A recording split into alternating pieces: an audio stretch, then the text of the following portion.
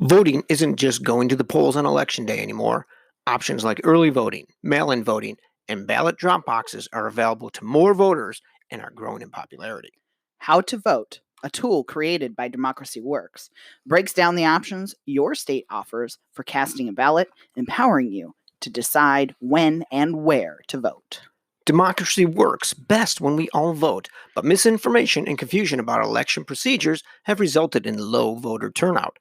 How to Vote, a tool created by Democracy Works, takes the guesswork out of the voting process.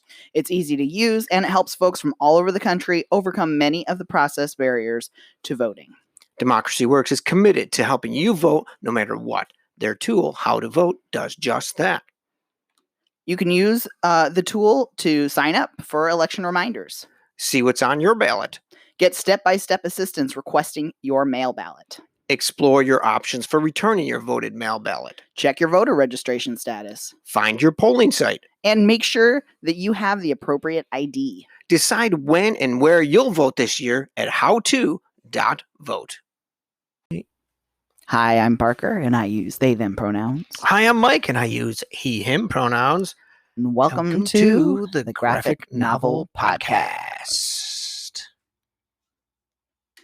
God damn it.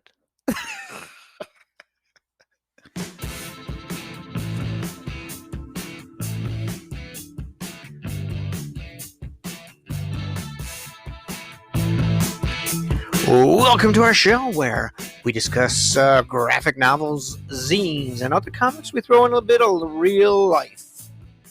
We talk about queer issues. We talk about relationship issues. Sometimes we talk about death. Sometimes we talk about Life. race. Yeah. And we have a new episode every single Friday. If you like the show, please go on Apple Podcasts, give us 5 stars, or go on Spotify or YouTube, any one of those places, and give us a rating. We'd really appreciate that. Make sure that you subscribe so that every week when this podcast goes live on Fridays, it shows right up in your feed and it'll be sitting there waiting for you to listen. That's right. You can also interact with us on Twitter, Facebook, or Insta. And if you visit us at anchor.fm/graphic novel podcast, you can leave us a voice message and maybe we will play it on the air. The best way that you can help this podcast grow is by sharing with your friends. So make sure you hit that share button. Or just tell them. That's right. How's it going, Parker? You know, it's been a week. It's been a week. I sprained my foot. Yep. Hobbling around. Yep. So, dealing with that. Still no broken bones, though. I've never broke a bone. That's good. That's good. Well, we got a lot of good stuff, I guess. Fall is in the air. Oh, it is so in the air. I love I really love any of the smells of the seasons changing. Yeah. You can like smell it immediately, and it's like we were laying in bed last night, and I was like, I can smell the fall in the air, and you're like, it's just the beginning of September. And it's like I can smell it. It's here. I know it's like in spring or summer when you smell the fresh lawn cutting and everything. Oh, and it's like the season is here. Or in spring, or when you're smelling like the rain and everything like that. Oh, well, yeah. Well, you can always smell the rain. I know that, but this morning our youngest woke up and was like, "I hate when I wake up and it's foggy out." And it was very foggy here too. Welcome to the Pacific Northwest, child. Yeah. But she was born and raised. I mean, she's only 5, but yeah, born and raised here. She should be. She'll get to it. She'll get to it at some point, or she'll hate it. I guess, and leave. I guess you never know. All right, but gonna do 2 books today, and just a heads up, with Parker starting school and our children going back to school, and like probably not really going back. Well, yes, like like a lot of places, they're being homeschooled basically. Might get tough for us to do an episode every week, so there might be a week or so that we have to bow out just because I work outside of the home and Parker's going to be at home taking care of all that. So we're going to try and keep on our weekly schedule, but there may be a week or so that we just have to not do a show. But you can always go back and listen to our previous episodes. Exactly. If you haven't listened to all of them, we have a whole year's worth. That's right. Over I forget. I think this is number 55, if I'm correct. You might be. So I haven't yeah, updated our calendar yet. yeah. But so we got a ton of shows you can listen to. And let's talk about some new stuff going on. It's that time of the year, and a lot of awards. Ballots are being sent out for a lot of different awards. Let's see. We've got the Ringo Awards. We've got that one. Ballots are out for that now, and I'm just going to go through and pull out a few people and books that we've talked about or read. For best cartoonist, writer, and artist, you've got Stan Sakai, who does Usagi Yojimbo, Reina Tegelmeyer, who does Guts, and a couple of those other books that have been really big. Best writer, Jeff Lemire, who we reviewed one of his books, which was really good. Artist or penciler, you've got Rosemary Valero O'Connell, and they're just these are just people that have they're one of the nominees for all these. Best let's see, best letterer, Cardinal Ray, Jim Campbell. Let's see what else we've got. Best series, none of those that we've read. Best single issue or story, again, nothing that we've read. There's a lot of different stuff. Best original graphic novel, yeah, Bottom Feeders and Penny Nichols. So a couple good ones that we had read. Oh yeah, they're both nominated. That's great. Best anthology, we haven't read this, but Jim Henson's The Storyteller. Oh, Sirens Archaea. That sounds cool. Oh, let's see. Nothing. A lot of other stuff. Best web comics, best nonfiction comic work. Oh, they got They Call Us Enemy up for another award. Dogman, For Whom the Ball Rolls, best kids comic or graphic novel. I believe our child has that. And Guts is also nominated for best kids comic or graphic novel. Best presentation in design. Stan Sakai.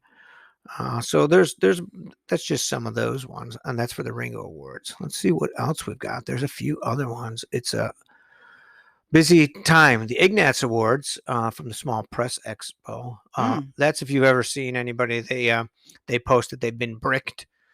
That's what that is. They'd been bricked? Yeah, because they get a brick. It's like a brick. Interesting. All right, so what we've got here, outstanding artist. Any of these that we've read? No, none of these we've read.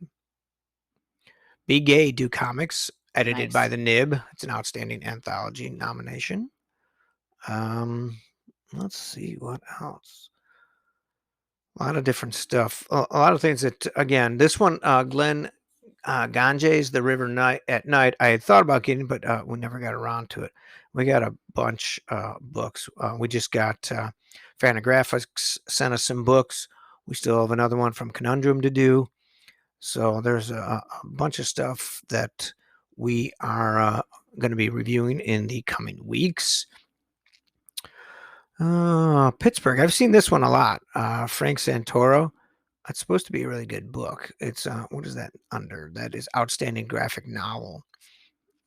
I've seen that a lot. I don't know if it's won any awards, but it has been out talked about quite a bit.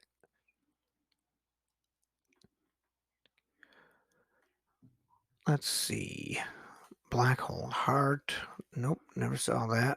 There's a ton of stuff for these ones that we've never read or even discussed. It's a whole different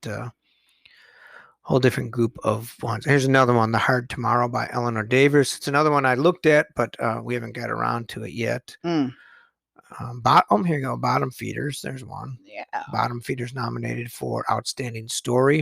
It really is. It's a really really good gentrification story, right? Bottom Feeders. Yes. Yeah, very. That's by Ezra Clayton Daniels and Ben Passmore. That's a real good story. But yeah, and I think they've won. They've been nominated for sure, and I think they've won a few things. But you can never win enough when you've got something that's great. Yeah, no, absolutely. And the last one is the Harvey Awards. 2020 Harvey Award nominees have been announced also. So there's tons of stuff. Book of the year. Let's see what we've got under book of the year here. Rusty Brown by Chris Ware. Interesting. Haven't seen that. Are You Listening by Tilly Walden? That's one that's got a lot of people have talked about quite a bit. Harley Quinn, best digital book of the year. Oh. Let's see. Best children or young adult book. Guts, Almost American Girl, an illustrated memoir by Robin Ha. I think somebody was talking about this. Somebody was complaining about this. Best adaptation from a comic book graphic novel. They're like, can you? What? Yes. They're like, can you pander to Hollywood anymore? Right. Stumptown is in there. Oh. Stumptown season 1 by Ian. Damn it, I like Yep. that show. The Umbrella Academy season 2. That's a really hard show for me to like too. Okay. Watchmen. Watchmen. Did we ever finish that? I don't think we did. I Am Not Okay with This. That was good though. I really liked that. Wait, which one was that? Was that the one that it looked like? Was that the kid where she's running at the beginning, and then at the end you know why she's covered? Is that one? Oh, is that one? I'm just gonna look it up. Yeah, look it up. I'm pretty sure that's that one. The Old Guard. We haven't watched that one. But yeah. Yes, that's the one. That is the one? Yeah. Yeah. See, that's what I thought. Where she's running covered in something. You don't know what it is until the very end of the last episode. Yeah. And it's like, oh, now you know how that happened. Yeah. And I don't remember exactly what it was, but yeah. Yeah. Definitely season 2 will be good. Are they having a I don't know if there's a continuation. Hopefully. I don't know if there's a continuation. It just came out this year. So I don't know if it's how close to the book it is, because I thought that I had read that they were completely different. But the series was good. So, I mean, what can you say? Yeah. All right. So that's in the news for this week. A lot of different awards coming up, and it's cool. So we've got 2 books that we're going to do this week. First one we're going to do is Lizard in a Zoot Suit by Marco Finnegan. Los Angeles, 1943. It's the era of the Zoot Suit riots, and Flocka and Quata? Yeah, I think so. Have a problem. It's bigger than being grounded by their strict mother. It's bigger than tensions with the soldiers stationed nearby, and it's shaped like a 5-foot-tall lizard. What? When a lost member of an unknown underground species needs help, the sisters must scramble to keep their new friend away from a corrupt military scientist, but they'll do it in style. Cartoonist Marco Finnegan presents Lizard in a Zoot Suit, an outrageous historical sci-fi graphic novel. All right, this is a 144-page graphic novel. Takes place in 1940s Los Angeles, and the Zoot Suit riots took place in June 1943. And this is from The Hollywood Reporter. They did an interview with him regarding the book. He says, I've been interested in the Zoot Suit riots ever since watching Luis Valdez's musical of the same name as a kid. Around the time I started toying with the idea of doing a YA adventure story with the Chicano leads, I watched LA Confidential and Black Dahlia and noticed a pattern of how the riots were treated in pop culture. In the case of these 2 films, LA Confidential alludes to the riots, but is off by 10 years. And the Black Dahlia paints the Chicanos as drunk and violent thugs. Both movies use the riots as an excuse to use racial slurs and show white police officers beating up Chicanos. This got me thinking about how pop culture of and about the 1940s really goes out of the way to erase Chicanos as part of the LA mythology, which is crazy when you consider that during the 1940s, Mexican Americans already made up a large percentage of the city. Yeah. So, when I was reading this, I read it first, and they kept using some racial slurs, and I'm like, I think I was at work, and I texted you, and I'm like, I'm like, do you think this is okay? And you're like, I don't know. Is he, Latinx or anything? I'm like, I don't know. So then I had to go dig, and I went back through the press release we got, and I looked at it, and I'm like, oh yeah, it looks like he is. I guess it's okay for him to use it. It's his culture. Let him to do it. It's not okay for a white person to just do it. But it was white people in the book using them. Well, yes, but exactly. So what he did was Marco Finnegan. First of all, this is a great story. I loved it. Me too. It's he uses. I sat down and read it, and I couldn't put it down. Yes, it's was good. really good because he combines these things. He said he wanted to create a story going against the trend, not only by centering around the two Mexican women, which 1940s, we think, he says, quote, when we think about Zoot Suiters, we think of young men full of machismo and cool as can be. But I thought it would be interesting to focus on the girls who were also a part of the scene. While some of the boys were sent to prison, the girls were sent to reformatory school, which in some cases was worse. So what happens is there's this sci-fi element, and Chulito is the lizard boy.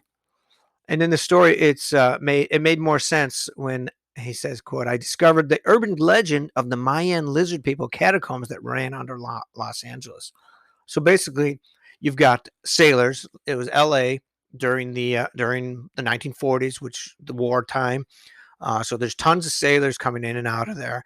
You've got this huge Mexican-American population, and the zoot suits, which all these guys were wearing.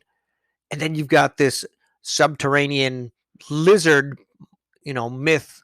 And he ties all these things together in this really cool story. Yeah. And you don't like the sailors. You don't like these white people.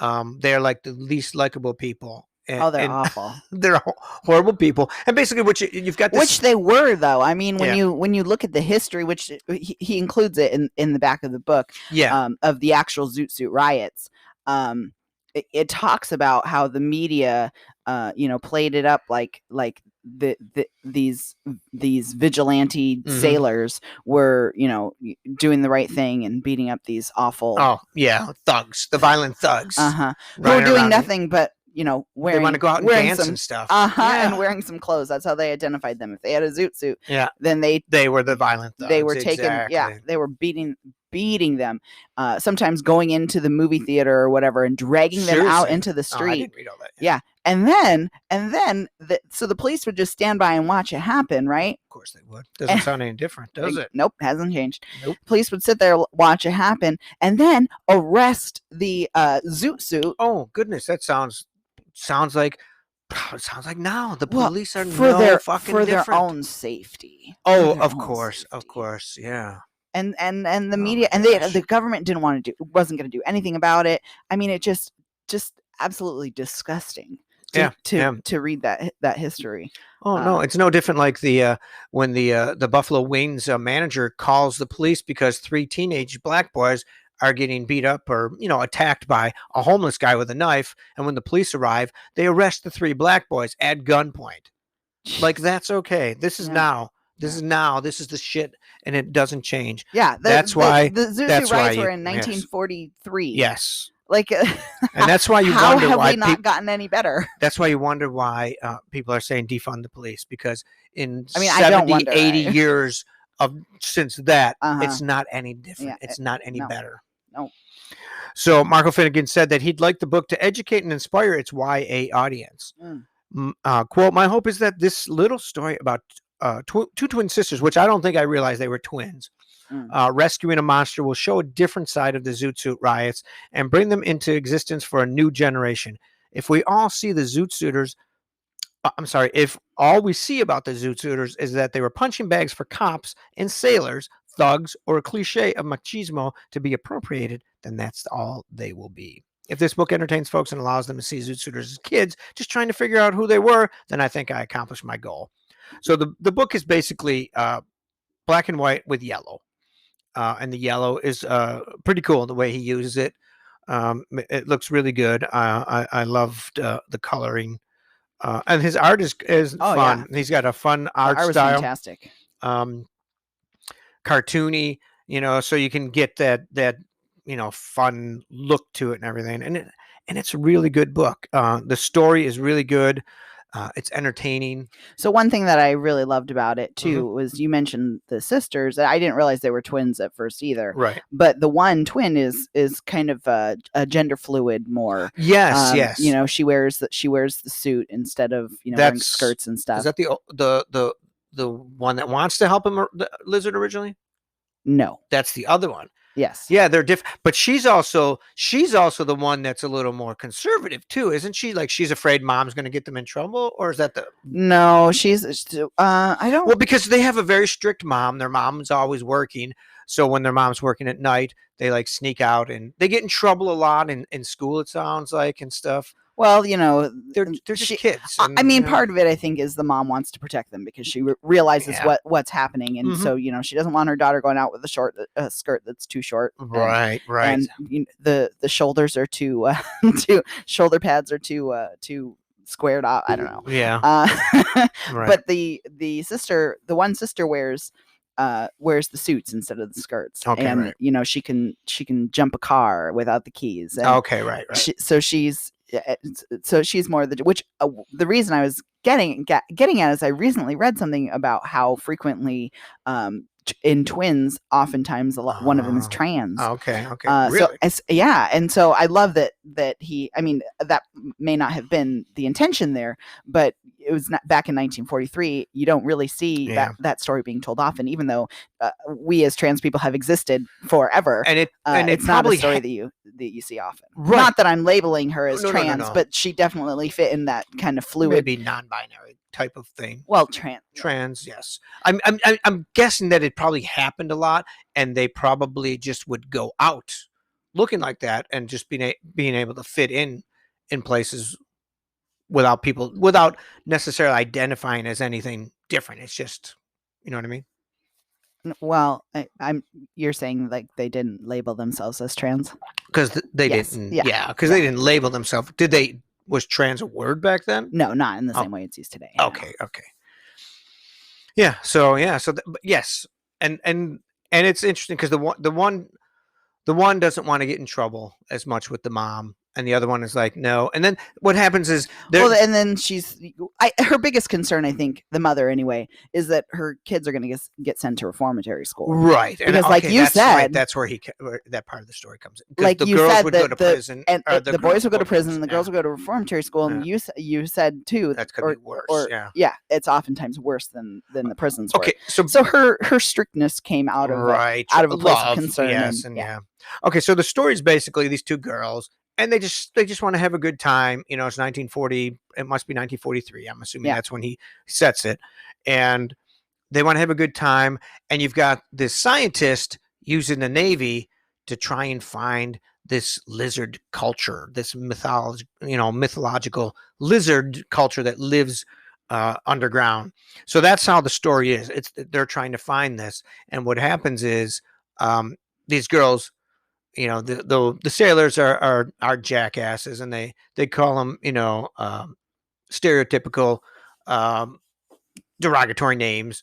Mm-hmm. And the one girl ends up punching the sailor, and that kind of starts this whole ball rolling where it doesn't like that. They want to get back at them. These guys get involved, friends of the girls get involved, fights, so there's the Zoot suits and the sailors fighting, how he ties all that stuff together. Oh, yeah.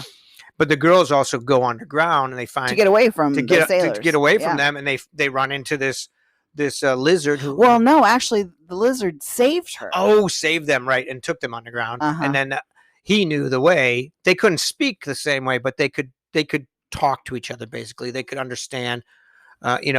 She understood that there was panels where they were kind of learning how to communicate with each other, right. Which was really cool, I thought. And basically what it was this was a young lizard who was separated from his family.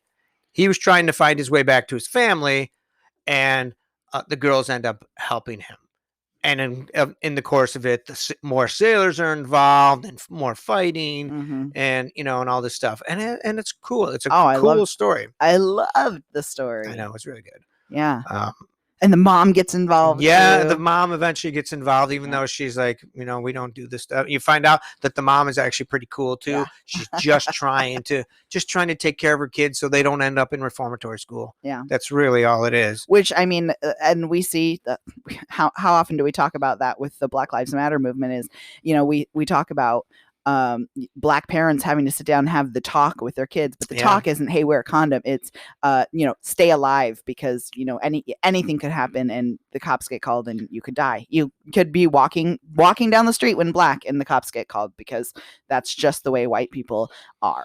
Yeah, we talked about it when we did the anthology and the one story about the Black boy who mom says, make sure your hood's down, be home before dark, all these Carry things. your cell phone case. Yes, bright orange. Yes, so it's not mistaken for a gun. Exactly. Yeah. So yeah, those are the kind of things. This mom was just trying to take care of her girls, and in the end, it's a good ending. It's a good story. Yeah. No, loved it. Absolutely loved it. Yeah, highly recommend it. Yep, definitely. So check that out. Lizard in a Zoot suit. Oh, we're going to do it again because we're doing a second book. That's right. All right. Yes. And the second book is called Chinatown Bus from M. Jacob Alvarez. First of all, thank you for contacting us and sending us this. Yes, thank you very much. Appreciate it. And this is his it's like 80-page graphic novel. And we're going to talk about that. Why don't you tell us what the story is about, Parker? Have you ever had to make a choice between being good and being happy? Lynn's long-distance relationship with his New York girlfriend is falling apart. Is it coincidence or fate that when she dumps him with a text message while he's on the bus to visit her, his dream girl is sitting right next to him?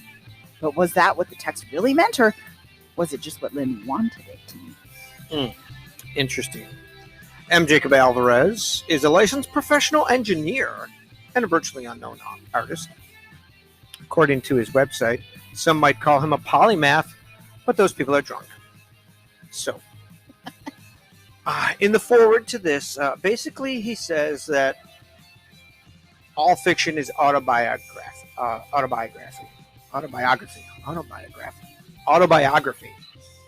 It's also irritating that when you set out to tell a story explicitly, not about yourself. Like part of the story took place in New York and Philadelphia and stuff, and he's like, yes, I lived in Philadelphia.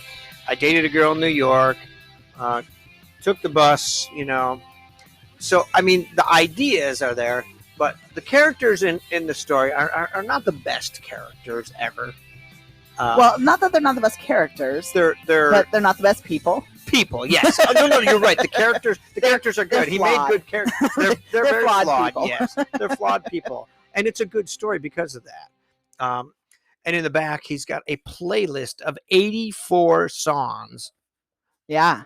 That he just feels goes along with the story throughout it, and it's pretty cool. Did you look at it, see if you recognize any of the songs? I didn't have time. Oh, there's about Undone, the Sweater Song. I'm sure you know that one. Oh, yeah. Yeah, there's a lot of stuff. REM, What's the Frequency, Kenneth, Creedence Clearwater Revival. Yeah, there's a lot of stuff. I'll Be Glad When You're Dead by Louis Armstrong. I Want You Back by the Jackson 5. Man, he goes all over the place. Dead End Street by the Kinks. Gut Feeling by Devo. I mean, it's all over the place. That's pretty cool. Something Stupid by Frank Sinatra. I mean, I've Had Enough by The Who. It's all over the place. Huh. So he's got, this great. So I'm not great with reading songs like that. Like, I would not have even realized what that was unless you had Undone. I wouldn't have known what it was. I have to like hear the song. Okay. No, you don't have to. That's not what I'm saying. I'm just saying because I looked over the list and I saw band names that I recognize, but the songs don't come into my head just by reading the titles. Yeah. So basically, you've got black and white. Love the art. Black and white. It's a small digest sized, I guess. What is it? Yeah. Yeah, it's 84, I think. 86 pages, pages. counting the last page there. Yeah, 86 pages. And he's got a nice art style. It's a cartoony art style. Yeah. Like you said, black and white. He says, when I started writing Chinatown Bus, I was very much a boy. The security I now have within myself withstands even a phrase as ridiculous as now I am a man. So it's not that I was awarded some magic ticket to adulthood upon the completion of my first graphic novel. The finished work is just the notes I made on the way there. So what you've got is this Lynn? Yeah. Lynn is the guy, right? Yeah. Okay. He's on the bus to go visit his girlfriend. He's in Philadelphia, and he's taking the bus to New York, the Chinatown bus, to visit his girlfriend. But on the way there, he doesn't seem very happy to be. No, he's not happy. On the way, he gets a text that says that she's not feeling well. Maybe if you don't want to come. He's like, fuck, I'm already on the bus, and it's like an hour ride or whatever. So, whatever, maybe I'll just go do something else. Who knows? And it's multiple things. It's because, I think we might be broke up or we're on the verge of breaking up. I'm not sure what's going on. So he's kind of like, eh.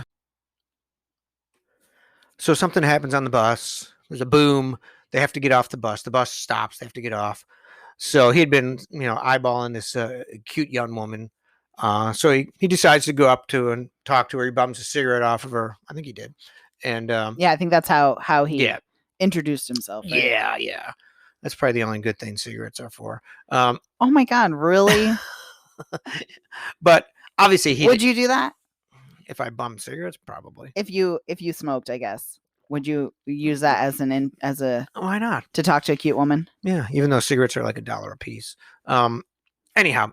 Do people do that anymore? Maybe they don't. Cigarettes are way too expensive. I don't know. I feel like I think people do. Probably. But so can you tell that we're not smokers and have never been? so he starts talking to her and saying, yeah, I think I just broke up with my girlfriend or vice versa, and now I don't know what to do. And she's like, well, we can hang out. In the beginning, I didn't dislike him. Mm-hmm. You could tell that there was something going on with the relationship, that things weren't, long distance relationships are complicated. Right. So, right. So at first I was like, okay, whatever. Yeah. You're not really communicating with your girlfriend about anything. So whatever. Okay. You're going to be a bit of a sleazebag and take the opportunity and talk to yeah, but another woman. But she said, I don't feel good, don't bother coming if you don't want. But so yeah, but to take that as you're breaking up with me, obviously there was something going on there because because if you don't go from A to Z. Oh, I'm so sorry. I'll still come and I'll take care of you. That's what. Well, you don't go from A to Z without going through B through Y. That was good. I couldn't pull the letters. Yeah, he went A. Oh, we're together. Oh, we're broke up without saying. Oh, so obviously there's stuff along the way that he knew that they were on a rocky road as it was. Yes. So, but he gets a text from her. Well, if you're out, it was something like, if you're already on the way, we could hang out or whatever still. So, but then I forget what happened. There was a bunch of things happen. He ends up hanging out with this girl, and he takes her apparently to this place that he likes to take women. It's like his first date kind of thing. Oh yeah, it's the way that he slime balls his way in. Yeah, to show how cool he is. That's so cool. Yeah, that little nugget of history. Yeah, it's a history that probably isn't true either. Probably not. But anyway, there's some twists and turns between his girlfriend and the what's the other girl's name? The one on the bus. I can't remember. But there's twists and turns between them and is it Jane? Her boyfriend. Yeah, Jane. It's okay, Jane. Between Jane and Lynn and Kelly, his girlfriend. Yeah. And then Jane's boyfriend ish too. There's all these twists and turns. They kind of all meet together. Isn't that the strangest thing? But that's, oh my God. And that's what it is. But that's how life is. Weird things like that happen, that you don't expect. It's like, whoa, wait a second here. And, so things go on, and And I really loved his art style too. Oh yeah, yeah, Yeah, it was good. yeah. But it's a fun book. It's a fun. Like you said, the characters are good. I misspoke when I said that at the beginning. The characters The are good. characters are good. They're flawed. They're very flawed. And I think they're human. Yeah. Who make stupid, rash decisions sometimes. Poor decisions. Yes. Flawed Lynn decisions. especially. Jane also made some shitty decisions. I mean, Jane outright punches somebody out. Yes. Like, yeah, exactly. For nothing. Like, yeah. So I mean, yeah, not the best decisions that they can make there. And I think because you start out reading it and he's telling in the foreword about how he it's not autobiographical, like this is not him, right, because and so it just makes me kind of laugh because you've had something similar happen where while you do write things that happen in your life into your stories, right, the characters are not you. Yeah. But then you have friends and family read it and they're like, oh yeah, this is you. And like my mom read the one story and thought that I was the one character, exactly. because you've written my, interactions with you. I mean, we've been together 14 years. Right. You write the interactions with us happening with you and somebody else. So my mom thinks I'm this other character. And I'm like, no, that's not me at all. No. So it's kind of interesting that he had to preempt the story with this guy is not exactly. It's not me. While some of these situations have occurred, because all writing, I mean, you hear that in sitcoms and stuff too. That they take stuff from real life, and because how else do you come up with stories? Well, exactly. Even Stephen King. I mean, ideas don't come out of nowhere. Sometimes it's like you're in this building that you find out is haunted or supposedly, and it's like, oh, I've got a story here now. So you write from that. So it comes from something. Usually, it's not just like rarely. Except for those people with those imaginations that can pull the shit out of nowhere. Yeah. And maybe that came from some crazy dream too. But yeah. But then even then, I mean, your dreams are based in exactly. But like you said, like in my books, like in my novels, multiple characters are me. Yeah. There's multiple characters doing completely different things, but they have, like, the one character owns the business. Well, a lot of that was me. I put a lot of my own ideas into that. Which is funny because I see that, but my mom didn't ever see that side of you, so she wouldn't recognize that side of you. And then the main bike messenger is me, because I was also that person that did some of those things and had some of those experiences. Now, I didn't run into vampires, and I didn't get chased by the mob. You didn't? So that part of it wasn't me. And there you go. That's where I tie these things. And I think you said that you see some me and some of the other characters a little bit too. Oh, absolutely, yeah. So, and again, it comes from, it's life experience. And it's like, okay, I know that this is how somebody would act when this happens, or, or I think this, or this was a funny thing that happened to me, but if this actually happened, it would make it even funnier. Yeah, exactly. So you just kind of, you mix it all together to create a fun or scarier story. or whatever. Yeah, exactly. Like, and going back to the vampire thing, I based that loosely on a job I had as a courier for a company that carried blood and urine samples around. So I mean, that's where I got the idea and the basis for it, and then it grew into something more. Oh yeah. But that's, again, it was based on that. So I mean, that's what people do. You take your own experiences a lot of times, and you build them into these characters and these stories, and you try to create something new and exciting. Yeah. But I can completely understand why he would put that at the beginning of the book. Yeah, because he sounds like a shitty person. If this is your autobiography, you are not the good person. Yes. But there was also something else in there. This was the thing. He says, Chinatown Bus was supposed to be my grand dissection of Brooklyn hipster culture. Oh, yeah. You don't hear as much hate on hipsters as you used to. As of now, millennial bashing seems to have displaced the vitriol once directed towards those with ironic nostalgia and ironic mustaches. Hipsters, however, remain the primary youth culture. And when you get to the one chapter, there they are. They're all hanging out, and he talks about how he used to go to this bar that like during the day in Philadelphia. During the day, it was basically Vietnam vets and old guys hanging out and drinking. Uh-huh. And then at night, all the hipsters would pour in there and fill the place, and all the Right. old people. And it's funny because I remember going into some bars where, there was at night, it was a whole different group of people, Yeah. but you'd see that at some of the, sitting along the bar, some of the old timers that was where they sat all day long. In fact, the one bar had the guy's name on the bar seat because he had been there for so many years. They actually put a plaque with his name on the seat. That was his seat. You had to spend a lot of money there to have them dedicate a seat to you. When you're there from open to close, and I'm sure that happened a lot especially in the old neighborhoods, the old Polish neighborhoods and stuff. And but yeah, and it's a completely different culture.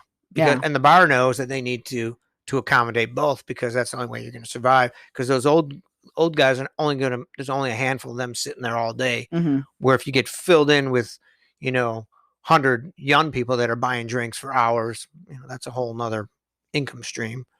Right. So it's probably tough on some of those neighborhoods. At the same time, that whole hipster culture and stuff. And he talks about that, and he plays with some of that in the story here. But that's where, you see the girlfriend and the new female friend, and how they're all doing their thing together, and it's fun. It's absolutely. It's a good story. I liked it. I liked it a lot. Yeah. I mean, this was a shorter book, but I did sit down and read it all in one sitting. I tend to do that a lot, but I didn't want to put it down either. I liked the story, and I kind of wanted to see Lynn get, payback for his shitty behavior too. Yeah. So it was fun. I liked it. Even if I wasn't a huge fan of the main character. No, but I think we discussed this too. I'd read a post from one of the people we follow on Twitter, who said that they think that this size book, this 80-page book, could be the future of graphic novels. It's like the right size, the right price point. And it is. It's a nice. It's not 140 pages. It's not a 200-page book. It's not one 30-page comic. You get a full story, and you could sit and read it, and you got like a whole thing. It's like reading like 3 or 4 issues of like a story arc, just in one sitting, without having to wait for the next issue to come out next month or whatever. Yeah. So it's a great size. I like that.